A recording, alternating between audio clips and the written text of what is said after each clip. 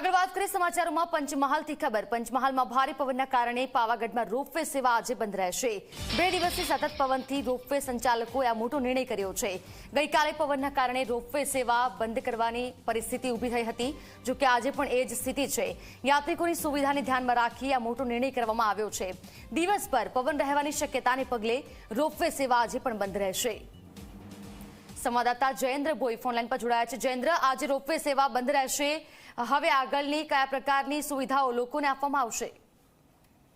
બિલકુલ જરા, જે પ્રમાણે છેલ્લા 2 દિવસથી સમગ્ર ગુજરાત ઠંડીમાં ઠૂંઠવાઈ રહ્યું છે ને એક પ્રકારે ભારે પવનો આ વિસ્તારની અંદર ચાલી રહ્યા છે, ત્યારે પાવાગઢ જેવા પર્વતીય વિસ્તારની અંદર હવાનું જે પ્રેશર છે તે ખૂબ વધારે હોય છે અને ખૂબ મોટી માત્રાની અંદર અહીંયાથી ભારે દબાણ સાથે હવા વહેતી થતા જે રોપવે સેવા છે તેને બંધ કરવાનો નિર્ણય લેવામાં આવ્યો છે।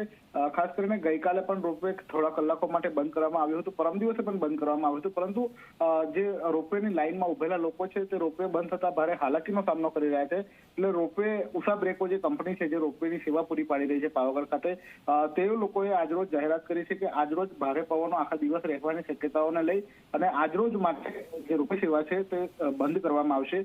જોકે ફરી આવતીકાલે હવામાન કયા પ્રકારનું રહે છે તે જોઈ અને રોપવે સેવા પૂર્ણવત ચાલુ કરવામાં આવશે। જીદ્રા, બિલકુલ, આભાર આપનો તમામ જાણકારી બદલ।